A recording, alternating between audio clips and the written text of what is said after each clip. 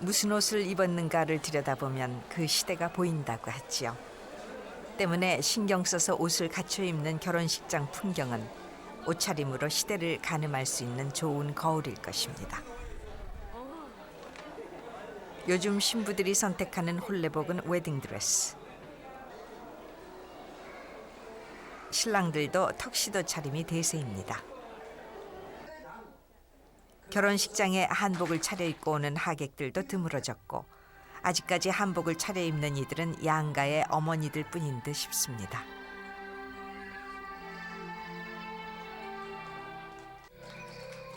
웨딩드레스와 턱시도가 주도권을 잡은 상황에서 어머니들의 한복이 아직껏 남아있으니 한복의 영향력은 여전하다고 봐야 하는 건가요? 아니면은 영 자리를 잃어버린 것으로 봐야 할까요?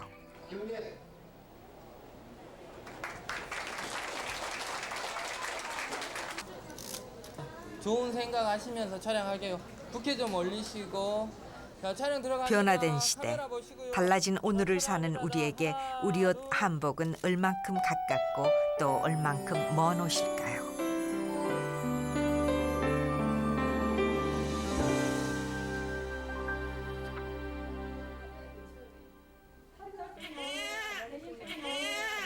이 세상에 올 때는 누구라도 이렇게 맨몸으로 옵니다. 옷을 입기 전엔 사실 어느 나라 아이인지 어느 민족의 아이인지도 알 길이 없죠. 옷을 입는다는 것은 사회적 인간으로 살아갈 시작을 의미하는데 신기한 것은 요즘 아이들도 세상에 태어나 처음 입는 옷이 베넷저고리라는 사실입니다. 제왕절개니 인공수정이니 아이 낳는 문화는 엄청나게 달라졌는데 우리는 아이들에게 생애 첫 옷으로 베넷저고리를 입힙니다. 우리 어머니들이 그러했듯이. 이제 한 3개월 전서부터 준비를 하지요. 3개월 전서부터 이제 이 포닥지하고 귀조구하고 저고리하고 없고 그럴 때라 좀 길게 해갖고 그 베네 저고리를 한 2살 될 때까지 입히기도 하고 그러거든요. 새로 태어난 얘들한테 첫 선물로 부모님들이 그거 제일 큰 선물로 생각했을 것 같아요. 그래갖고 이걸 평소에 간수하거든요. 큰애들을 키운 거 지금도 간직하고 있거든요. 건강과 장수를 비는 명주시를 매단 베넷저고리. 우리가 베넷저고리를 아직껏 버리지 못하는 까닭은 이 옷에 담긴 의미 때문인지도 모릅니다. 우리 옷은 그냥 입히는 물건이 아니라 마음과 뜻이 담긴 우리의 문화였으니까요. 흥미로운 현상 중에 한 가지인데요. 탄생하는 순간에 입는 옷과 죽는 순간에 입는 옷이 바로 우리의 전통 옷, 한복이라는 것이죠. 그래서 베넷 저고리라고 할 때 그 저고리라고 하는 것도 결국은 우리 옷의 옛 이름이 되겠고요. 또 돌아가실 때 입는 수의라고 하는 것도 그 구성물을 보면 대부분 한복으로 이루어져 있죠. 그래서 사실은 많은 것이 서구화되어 있고 또 이미 일상생활에서 양복이 굉장히 정착이 많이 된 상황이지만 근본적으로 삶과 죽음 그리고 아주 중요한 삶의 몇몇 고비에서는 반드시 우리 옷을 찾아 입는 그런 현상들을 살펴볼 수가 있습니다.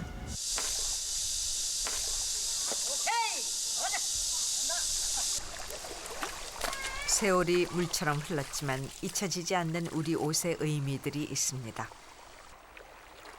죽음의 옷 수의도 그중 한 가지입니다. 삼배수의로 이름난 전남 보성군 복내면의 삼배마을.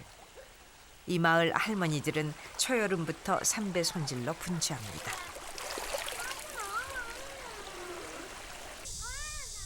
노릿노릿한 삼배 색깔이 나도록 물에 헹구고 말리기를 몇 번이고 반복합니다. 내가 이제 옛날에 뭐 이런 셈이 뭐 있었어? 내가 이제 맨날 그물이고 그물 까이고 그러고 살았어요. 제간에서 보통 삼사고 너무 삼삼어주고 또 돈 벌면 뭔 100원짜리 근육 떨어진 거 주면 그놈이 좋아서 여기다 차고 다니고 그러고 살았어 우리가 그때 보통 줄삼이로 지방도 해. 지금도 나 사무는 놈도 있고 떼놓은 놈도 있고 막 그래요.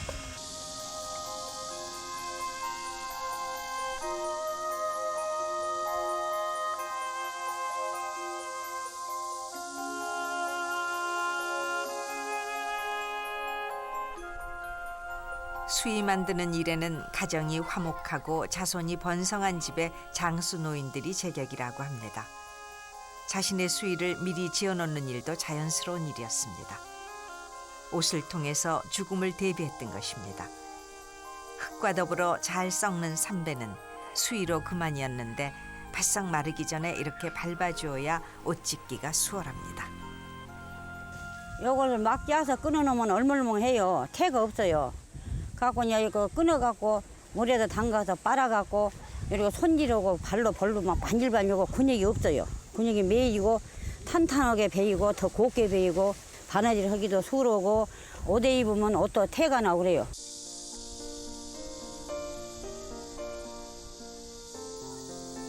말아서 두드리고 다시 밟고 만들어진 옷을 사입는 데 익숙한 우리에겐 너무도 수고롭게 느껴지는 풍경입니다.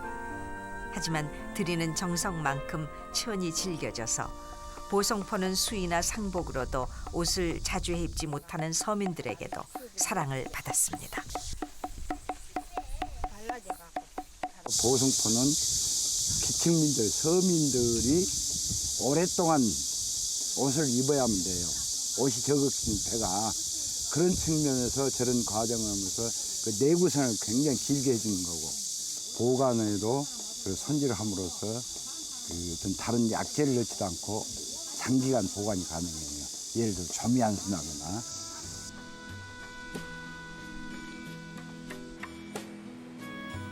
티셔츠에 양복으로 살다가도 세상 떠날 때만큼은 그런 차림을 꺼립니다. 죽은 후에 입을 옷도 전통의 우리 옷. 윤달인 올해 이 집에는 수의 주문이 밀려 있습니다.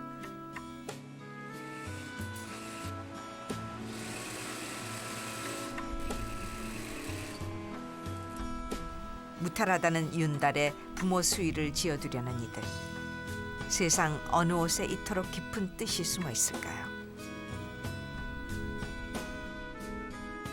바지, 뭐 단소고 치마, 저고리, 적삼, 그리고 뭐 남바오라든지 벽에 턱바지 한 16가지, 17가지가 담아져 있거든요. 이게 아무리 시대가 변해도 우리들은 우리 이 삼배로 해서 우리 옷을 해서 정성껏 해서 이제 부모님들에게 지어서 입혀 보내드리는 게 이제 예나 지금이나 그 마음은 한 가지인 것 같아요.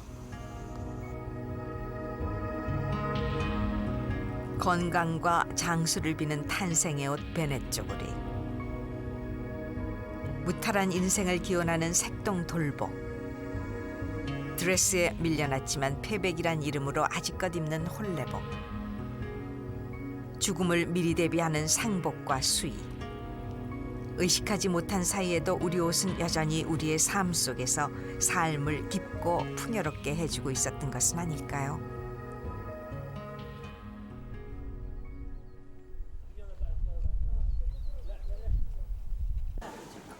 사람살이의 기본이 되는 의식주 가운데 가장 앞서는 것은 바로 옷 문화입니다. 실용성과 예술성, 사회적 규범과 경제력까지 엿볼 수 있는 것이 옷 문화. 그렇다면 우리 민족의 옷 역사는 언제부터일까요? 한복 패션쇼 준비가 한창인 해인사 안채. 한복 디자이너 이영희 씨가 모델들의 매무새를 다듬느라 바쁩니다. 삼국시대 우리나라 불교는 삼국시대에서 굉장히 성행했잖아요. 그래서 우리가 해인사할 때는 이제 신라시대 백제 그때 그거를 연상하면서 이제 이런 옷을 한 거지. 그리고 그 삼국시대 옷이 아주 디자인이 독특했어요. 그 시대. 그래서 그 삼국시대 옷을 굉장히 신경 써서 우리 해인사 사찰에서 너무 어울리는 옷이에요. 지금 우리가 떠올리는 한복은 조선 후기의 옷에 불과합니다. 하지만 우리 옷의 역사가 본격적으로 시작된 것은 삼국시대부터입니다. 고구려 시대의 옷은 우리 한복의 초기 형태, 용맹을 표현한 화려한 범무늬, 끝단에는 천을 덧대 멋도 내고 옷이 해지는 것까지 막았던 고구려 기마복입니다. 바로 이 시기의 옷이 한복의 기본 구조인 치마조고리의 원형이 생긴 시기. 2000년 우리 옷의 기원이었던 시기입니다. 반드시 둔부선 길이의 긴 저고리. 네. 그리고는 허리를 대로 묶어서 여몄다라는 거. 그러나 그거를 깊이 여미지 않고 앞중심에서 여며서 그 온대성 기후, 네, 그에 적응한 그런 복식 문화를 이렇게 만들어냈다라고 말할 수 있겠습니다. 최근 중국이 고구려를 자신들의 역사라 주장하며 증거로 내건 안악 3호분 벽화. 하지만 저고리의 직선 배래가 중국의 둥근 배래와 확연히 다르다는 점이 중국의 고구려사 왜곡의 증거로 제출되기도 했습니다. 옷이 역사의 비밀을 풀어내는 열쇠가 된 것입니다. 삼국시대를 지나 고려시대에 이르면 몽고의 영향을 받으면서도 더 주체적인 우리 옷의 기본형이 정립됩니다. 긴 여밈으로 인해 허리띠의 형태에 변화가 생겨나기 시작합니다. 몽고의 영향을 받으면서 여밈이 겨드랑 밑으로 가는 깊어지면서 허리띠, 고구려 시대나 백제 신라 이럴 때 허리에서 묶던 것이 불가능해지잖아요. 아주 깊이 여며가지고. 그렇게 되니까 어떻게 되냐면은 옷구름이나 실단추로 여미는 것이 되는 거예요. 고려시대의 옷에서 의복의 장식미가 한층 강조되기 시작합니다. 서양 사람들이 한복의 매력 포인트로 꼽는 옷구름의 초기 형태, 실단추 같은 변형이 이때 등장합니다.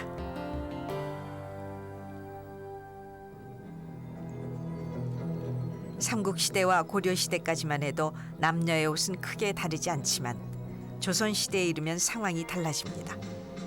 무엇보다 여자 저고리에 큰 변화가 생겨납니다. 조선 초기까지는 저고리 품이 넉넉하고 기세의 폭도 넓습니다. 하지만 16세기 후반에 들어서면은 저고리 길이와 깃이 한층 더 얇고 짧아집니다.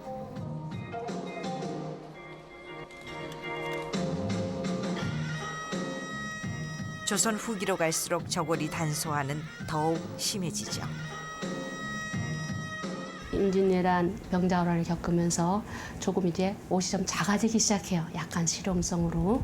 그러면서 품이 좁아지는 게 특색이고요. 그리고 저고리도 좀 좁아지고 작아집니다. 특히 여자 옷의 변화가 많이 와요. 전쟁을 거치면서 여자들의 저고리는 더 작고 짧아집니다. 19세기에 이르면 가슴조차 가리기 어려운 형태가 되어 가슴 가리개용 허리띠까지 등장하기에 이릅니다. 1900년대 되면 가장 우리 역사상 여자 옷이 짧고 좁은 옷이 돼요. 그래서 등 길이가 한 18cm 내지 20cm. 그래서 옷을 여밀 수가 없게 돼요.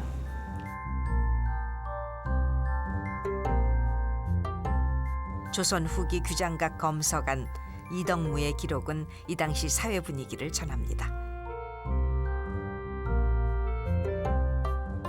더욱 놀라운 것은 아예 젖을 드러내놓은 채 거리를 활보하는 구한말 부녀자들의 모습이죠. 양갓집 교수들이 또는 부인들이 가슴을 드러냈다는 것은 찾아보기가 어렵고요. 그런데 후기에 이런 사진들이 많이 보이는 것은 그 당시에 일을 하는 여성들의 경우에는 일을 한다라고 하는 노동의 시간과 또 출산을 하는 연령이 거의 다르지 않습니다. 그래서 그 시간이 그 수유의 시간과 거의 맞물려 있는데요. 이때 가슴을 가리기 위해서 여러 가지 속옷들을 겹쳐 입게 됩니다. 그렇게 되면 아무래도 가슴 자체도 체온과 함께 상승하게 되겠죠, 온도가. 그래서 그런 상승한 온도에서 수유를 했을 경우에 아이가 탈이 나는 경우가 굉장히 많았다고 합니다. 그래서 이런 것들을 좀 방지하기 위한 그런 하나의 수단이었다는 것으로 보여지고요.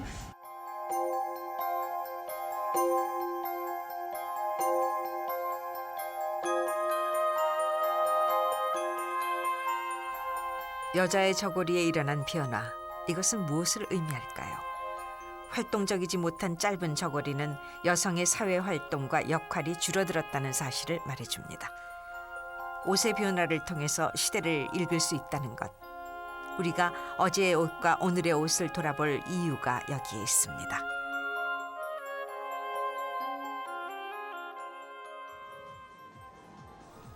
강대국들의 식민지 전쟁과 산업화가 가속화되면서 각국의 옷차림의 변화가 왔죠.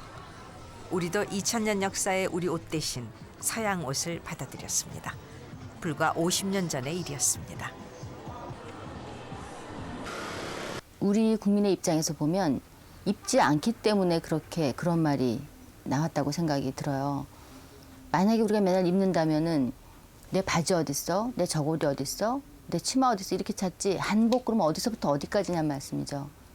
옷이라고 그러면 지금 서양 옷만 떠오르는 시대가 돼버렸기 때문에 할 수 없이 우리 옷 이렇게 규정 짓는 게 참으로 좀 안타깝습니다.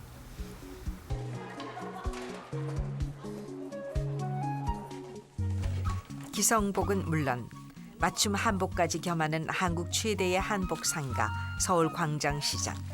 한때 발 디딜 틈 없이 손님이 북적대던 이곳. 광장시장은 침체를 거듭하고 있습니다. 혼수품을 사러 오는 신랑 신부를 제외하곤 한복 찾는 이들이 거의 없다고 하니까요. 이 풍경이 우리 한복의 현주소는 아닐까요? 한 20여 년 전만 해도 이 혼수를 하러 오면은 그 친척이라든가 이런 분들이 다 같이 이렇게 한복을 맞추기 때문에 전국적으로 한복 수요가 굉장히 많았습니다. 예를 들어서 100만 원을 주면은 그 100만 원에 대한 그 금액으로 우리가 물건을 줘야 되는데 그 돈에 맞춰하고 줄 수가 없었어요. 물건이 나오는 게 한정돼 있어가지고. 그렇게 잘 됐다. 네, 그렇게 잘 됐었는데 지금은 이제 물건이 남아 들어가는 거죠. 지금 사실. 그러니까 지금 장사를 예전에는 물건이 없어서 장사를 못했는데 지금은 손님이 없어서 장사를 못한다 할 정도.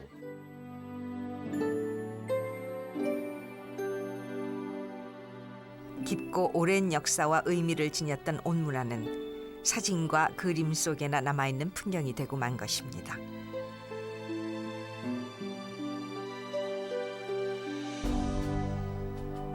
어떻게 이런 갑작스런 변화가 가능했을까요?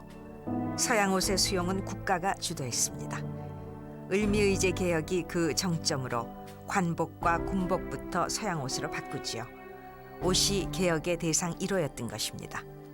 우리 옷은 우리 전통 한복이라고 한 것은 제도적으로 많이 변하게 되는데 이제 서양 교육이라든지 서양 문물에 접하게 되면서 자연히 이제 우리 전통 옷보다도 서양식 옷에 맞춰가면서 제도적으로 그러니까는 그 민간 백성들보다 관리직 사람들, 학생들을 종교인에서 먼저 바뀌기 시작하죠. 이 시기 2000년 동안 변화가 없었던 여성의 치마에도 변화가 옵니다. 개화의 상징, 깡둥치마와 통치마가 등장한 것도 이 시기였습니다. 쓰개치마와 장옷 대신 우산이 등장한 것도 바로 이 시기였습니다.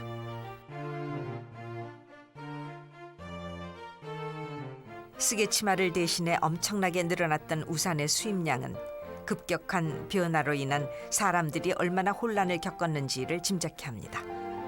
관복과 군복에 이어 교복에도 변화가 옵니다.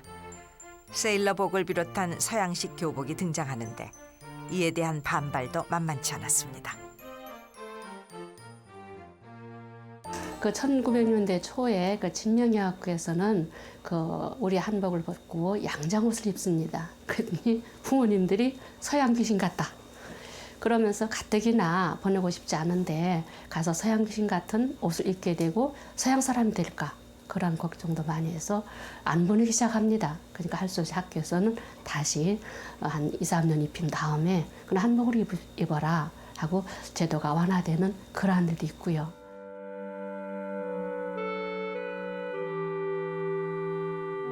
지배층의 옷은 빠르게 변화를 수용해간 반면 서민들은 여전히 흰옷을 즐겨 입었습니다.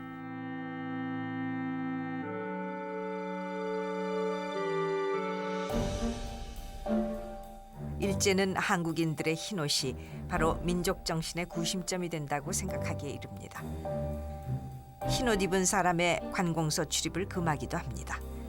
그럴수록 반발도 심했습니다. 흰옷에 대한 박해를 민족에 대한 박해로 받아들여 목숨을 끊는 일도 생깁니다. 백이민족이라가 그러다시피 상당히 그 흰옷을 즐겨 입고 그랬던 민족입니다. 그런데 일본 사람들이 이제 일제 강점기 때는 일단 그 사람들이 구심점이 뭔가를 찾아냈더니 이 백이민족이라는 것이 상당히 집합되게 강하거든요. 그것을 없애기 위해서 상당히 많이 노력을 합니다. 그러면서 새 옷을 입자. 그럼 그들이 말한 새 옷이라는 게 뭐냐면 검정색입니다. 사실은. 그렇게 숱한 저항 속에서도 우리 옷은 서서히 자취를 감추기 시작합니다. 관복을 중심으로 하는 귀족층의 옷이 먼저 변했고 사회생활을 하는 남자들의 옷이 양복으로 변해갑니다. 가장 오래까지 한복을 입었던 계층은 여자와 노인들이었죠. 전통이라고 말하는 치마 저고리, 바지 저고리란 우리 삼국시대부터 입어왔다고 하는 우리만이 갖는 특색에 가는 옷들이 언제까지 우리가 지켜졌느냐. 제가 민속조사를 나가고 보니까 1940, 50년대까지로 거의 하한선이 됩니다. 전쟁이 끝나고 산업화 시대가 본격화되면서 지어 입는 옷의 시대가 끝나고 기성복 시대가 열립니다. 기성복 산업이 본격화된 시기는 70년대. 명동을 중심으로 한 소규모 살롱과 부티크가 기업형으로 변하기 시작하면서 서양 옷으로 우리 개성을 표출하는 유행이 생깁니다. 바야흐로 서양 옷 패션의 춘추 전국 시대가 펼쳐지죠. 우리의 한복과 신민요는 그 운명을 같이 했다는 어느 평론가의 말처럼 텔레비전에 한복을 입고 나와 노래를 부른 가수는 김세레나가 마지막이었는지 모릅니다. 옷하면은 당연히 서양 옷이고 우리 옷은 옷이 아니라 한복이라는 이름으로 불려집니다. 서구 의상이라든가 서구적 생활 방식들이 우리의 중심부로 들어오면서 정작 우리 것이라고 하는 한복은 주변부로 내몰리게 됐습니다. 그래서 항상 서구적인 것이 중심적인 것이고 정상적인 것이라는 생각. 한복은 하나의 기념일에 등장하는 그러한 박제된 특별한 옷이라고 하는 인식들이 자리 잡게 됐죠. 생활 속에서의 의상이 아닌 기념일에서 가끔 등장하는 그러한 기념 의상으로. 그렇다면 우리와 비슷한 시기에 근대화를 겪어낸 일본의 민족 복식에는 어떤 변화가 있었을까요?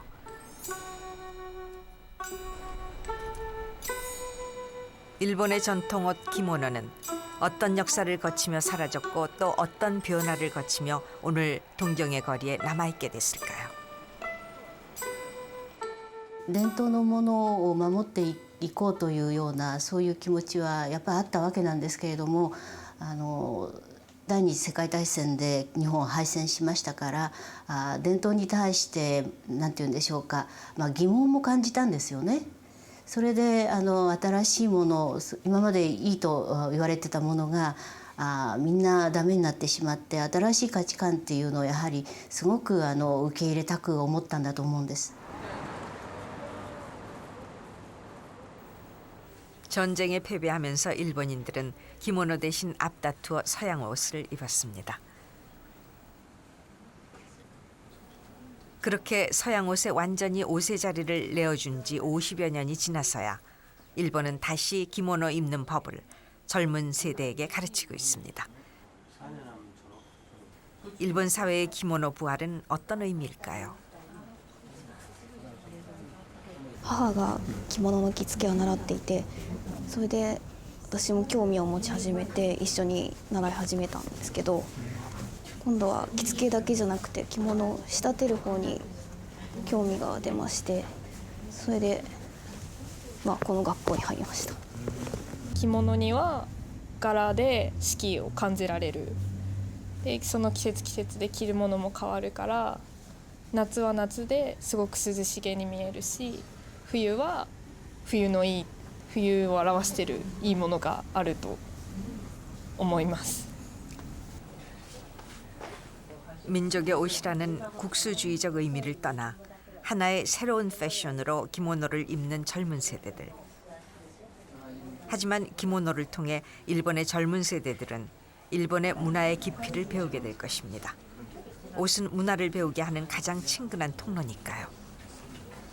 いや西洋文化というだけじゃなくって日本の文化ってすごくいろいろと素晴らしいものがあるじゃないかということをですね再発見しているんじゃないかと思うんですね。それで着物もそうですし、それから和室に住むというわけにはいきませんけれども、でもいろいろと日本の伝統のものについて興味を持ってきていると思います。 어렵고 힘겨운 역사를 함께한 일본인들의 기모노. 서구화의 자본주의에 밀려 우리의 한복처럼 예식복으로 밀려나 있던 기모노. 하지만 경제력이 회복되고 다양한 문화가 온 문화에 재등장하면서 일본 사람들은 다시 기모노를 찾기 시작했습니다. 놀라운 것은 예식복이 아닌 외출옷이나 파티복으로 더 찾고 있다는 사실입니다. その儀式の方はですね、やはり年々着る機会も少なくなっているということで、結婚式なんかでも着物を着るというのが年々やっぱり減ってきてるんですよ。その分はやはり売り上げはちょっと苦戦してるんですけれども、反対に普段着ですね、着物を着てちょっと遊びに行こうかと、そういう方が増えてきていますので、それで大体カバーしているということですね。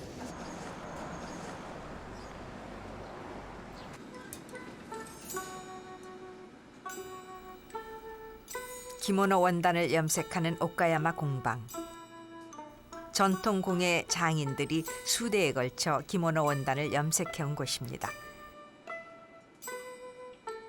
그런데 일일이 손으로 그림을 그려넣는 인내를 요하는 이 작업에 젊은 사람들이 눈에 띕니다.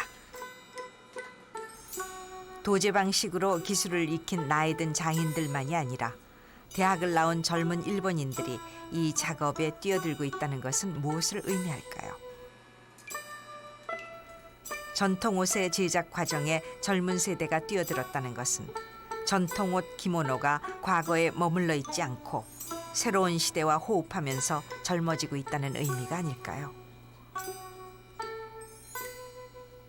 やはりみんな同じで伝統工芸支える人を今一生懸命うちではこう教えて育成してますが、なかなか大変です。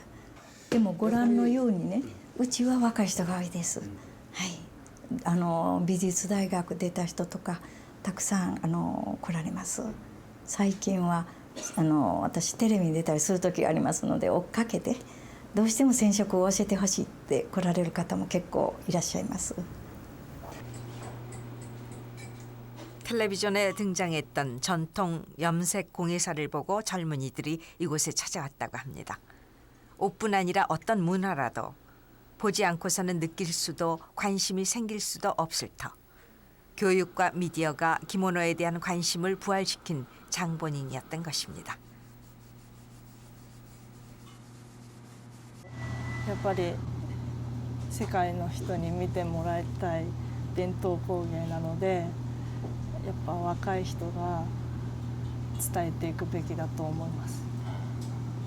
このままだとこの若い人がやっぱりこういう仕事をやっぱしていかないと、やっぱりこういう技術はなくしたらいけないこういう技術だと思いますし、だからやっぱりこうちょっとでも多くの若い人がこの着物のあれを盛り上げていけたらいいかなって思いますけど、こういう技術をそういう一人、一員として頑張れたらいいかなと思います。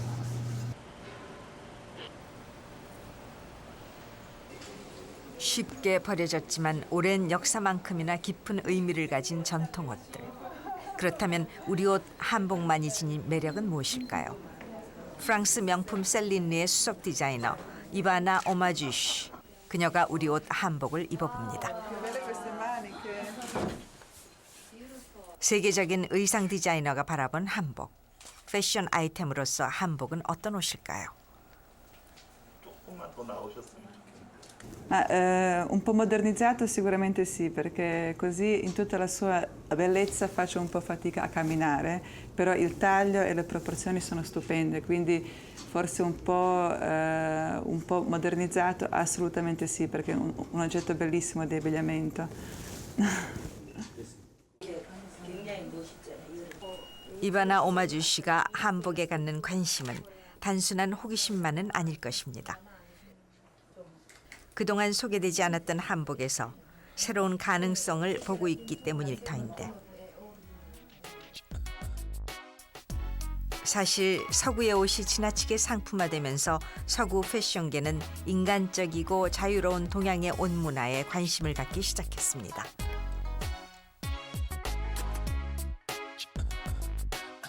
서구 사람들의 그러한 지나친 상업화의 논리, 상품의 논리, 인간을 배제한 상품 우선의 논리들이 이제 상당 부분 물러나고 이렇게 그거에 대한 염증을 느끼고 있거든요.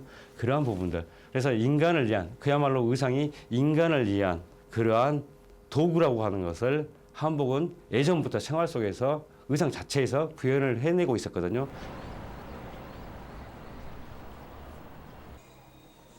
드라마와 영화가 일으킨 한류 붐. 그 안에서 중요한 몫을 차지했던 것이 한복이었죠. 특히 한류라는 이름으로 우리 문화가 주목받기 시작하면서 우리 문화의 중요한 코드인 한복에도 관심이 쏟아지기 시작한 것인데 옷과 문화는 한 몸이란 사실을 실감하는 대목입니다. 지금 많이 다 패션이 거의 비슷하니까 좀 독특해 보일 것 같다는 생각도 드는데요. 예전에는 안 그랬는데 확실히 한 번쯤은 가지고 있으면은 뭐 특별한 행사 때 입어보고 싶다라는 생각이 들어요. 일상에서 보기 힘든 색깔들이 한복에선 또 고유의 색이 나오잖아요. 그래서 한복은 또 독특함이 있는 것 같아요, 색깔이 따로.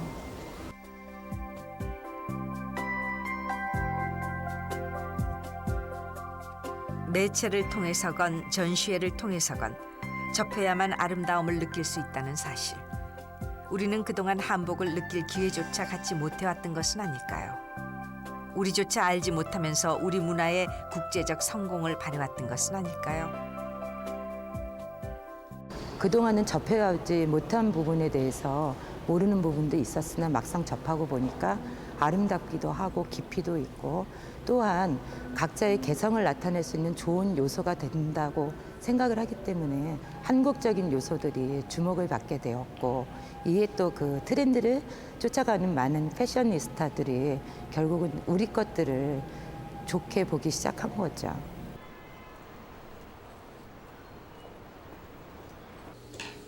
어깨 설기는 없다. 어깨 설기는 없다. 한국 문화의 집에서 열리는 침선장 구혜자 씨의 한복 교실. 엄한 시어머니에게서 바느질을 배웠다는 침선장 구혜자 씨가 한복 만드는 법을 가르칩니다. 예. 그는 자신이 배운 것을 응용해 서양 옷처럼 패턴을 만들었습니다. 선대로 하지 말고 여기는 한복 짓는 방법이 좀 더 쉽게 변하자 효과는 컸습니다. 제가 직접 하면 평소 때까지는 아니더라도 한 생일 기념이다. 그래서 가족들이 나가서 외식을 한다든지 할 때는 이렇게 내가 직접 만든 옷을 입을 수 있지 않을까 하고 그러면 조금이라도 더 많이 생활 속에서 입을 수 있지 않을까 하고 그래서 만드는 거예요.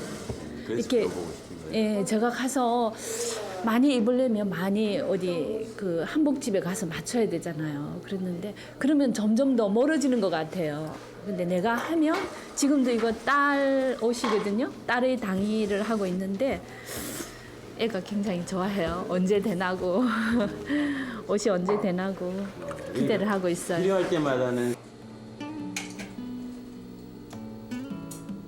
한복에 대한 관심이 새삼 민족주의적인 것을 강조하자는 의미만은 아니겠죠. 우리 시대의 한복을 다시 찾고 입는다는 것, 그것은 형태를 되찾는 일이 아니라 우리 옷 한복, 그 안에 담겨있던 옷의 정신과 만나는 일이어야 할 테니까요.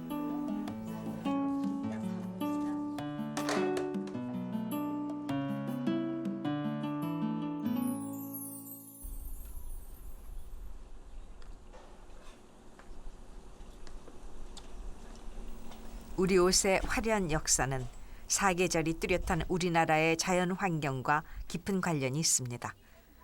우리나라에서 나는 색을 내는 염료 식물의 종류는 50여 가지가 넘습니다. 유럽 대륙 전체에서 나는 것보다 많은 종류지요.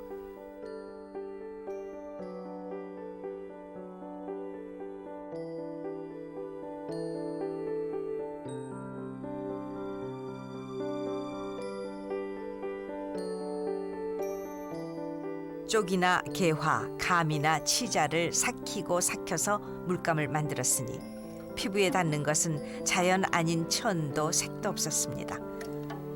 자연에서 얻은 삼배나 무명 명주에 자연의 색을 입혔으니 참으로 화려한 색감이었습니다.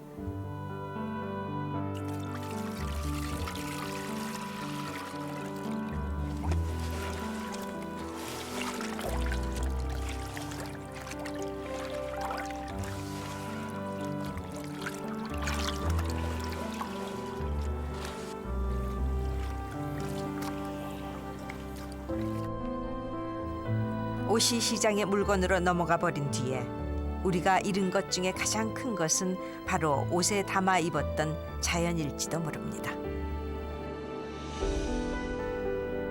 이렇게 만들어진 옷은 자연과 사람의 접점이었는데 화학섬유가 등장하면서 옷에서 강조되는 것은 기능성뿐이었습니다. 치자의 노란빛과 옐로우의 차이,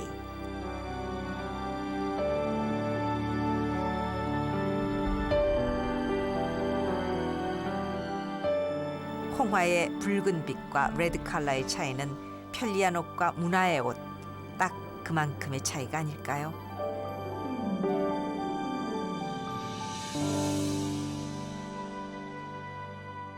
우리의 색을 그 문헌에서 찾아보면은 50여 가지 식물을 이용해서 약 100가지의 염색 색상을 발현한다고 했습니다. 그래서 우리가 의복 말고도 우리가 흔히 사용한 베개라든가 다른 침장류에 보시면 뭐 자수를 놓는다거나 또 내지는 의복 속에 어떤 금박이라든가 은박과 함께 천연 염색을 하여서 옷을 제작한 것을 볼 수가 있습니다.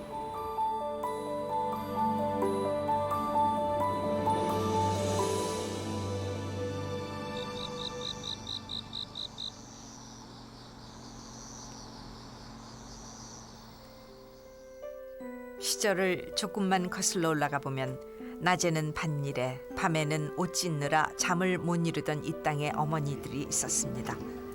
사실 이 땅의 모든 어머니들은 우리 옷 한복의 원조 패션 디자이너들이죠.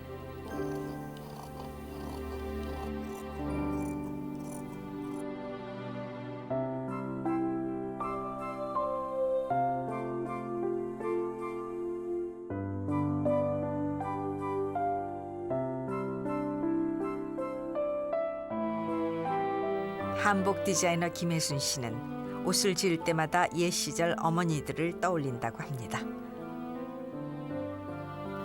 우리 어머니들은 옷을 하나 짓기 위해서 아무리 피곤함도 불구하고 동이 틀 때까지 바느질을 했었어요.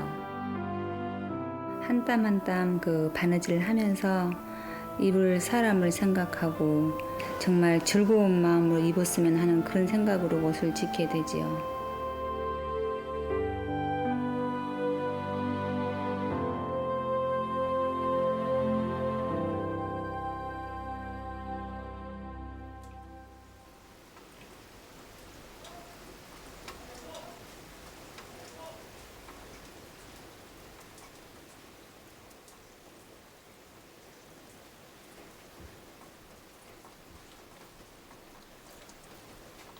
자연에서 취하고 자연만을 담았기에 사람의 몸에 탈이 하나도 없었던 우리 옷. 거기에 또 하나 밤을 꼬박 새우는 어머니들의 정성이 담겨 있었습니다.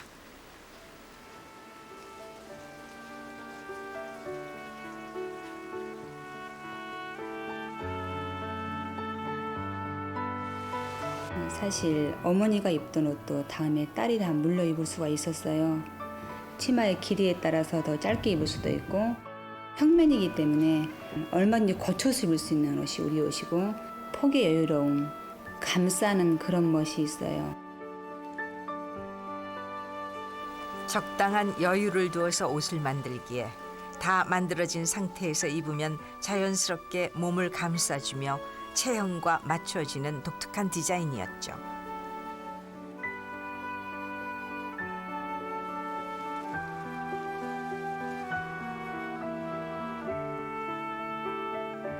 여름에는 헛바느질을 하고 봄, 가을에는 겹바느질을 하고 겨울에는 소물로와 누비 바느질을 했습니다.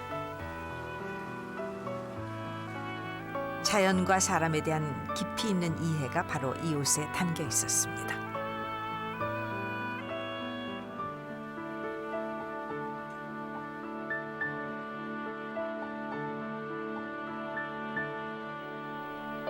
저고리의 베레선과 도련의 곡선, 동정의 깔끔한 선, 몸을 속박하지 않는 넉넉한 실루엣에서는 독특한 기품이 우러납니다.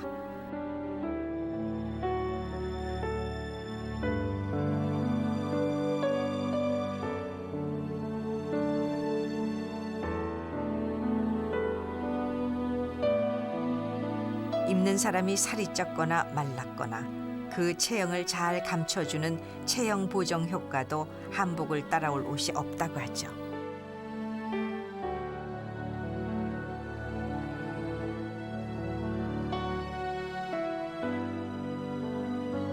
요란하진 않지만 편안하고 넉넉한 옷. 사람에 대한 섬세한 배려가 바로 이 옷에 있었습니다.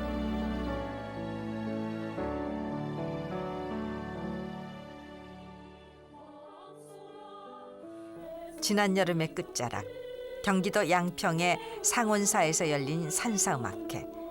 오늘 산사음악회의 초대 손님은 가수 장사익 씨입니다. 선방 한켠에서 무대오를 준비를 하는 장사익 씨.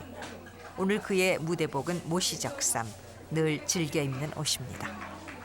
이게 내 몸의 이 바란스가 노래 쪽으로 바꿔지는 거예요. 나는 한복만 딱 입으면 벌써 노래하는 그런 세상으로 그냥 한 발짝 들어가 있는 거예요.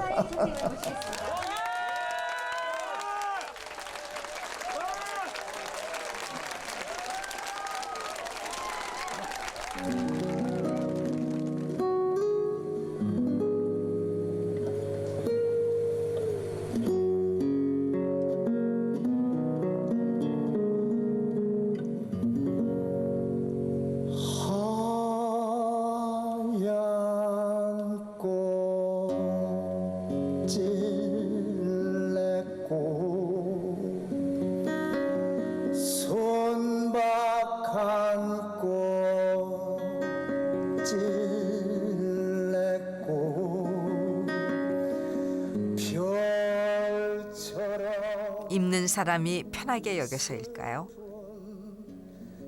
무대에 올라가 있는 그의 모시적삼은 보는 이들에게도 더없이 자유롭고 편안해 보입니다. 한복을 입는 가수들을 찾아보기 힘든 시대여서인지 그의 모시적삼은 여러 생각을 불러일으킵니다. 찔레꽃 향기는 너무 슬퍼요.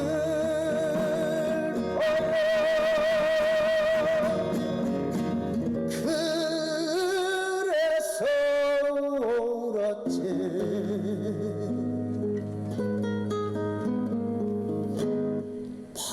밤새워 울었지.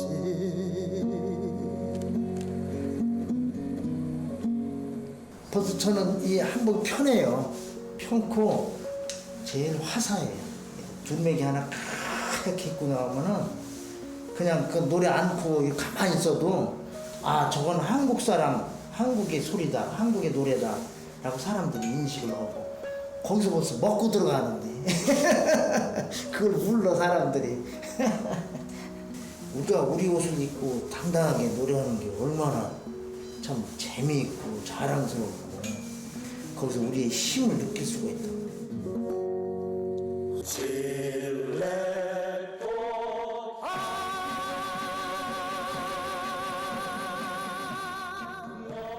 그의 노래를 듣고 있자니, 그의 모시적삼을 보고 있자니 우리 옷과 음악이 이 시대에 어울리지 않는 옛 시절의 문화일 뿐이라는 생각은 편견에 불과하다는 생각도 듭니다. 50년 역사의 서양 옷이 2000년이나 민족과 함께 해온 우리 옷의 문화와 감성을 넘어설 수는 없을 테니까요.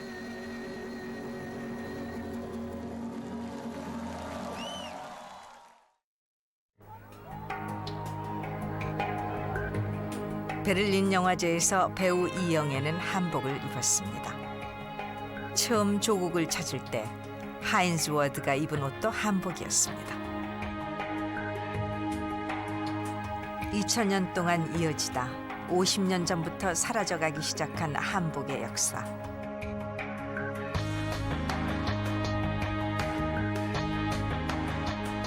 한복의 역사를 살피는 것은 우리 문화를 돌아보는 가장 쉬운 방법일지 모릅니다.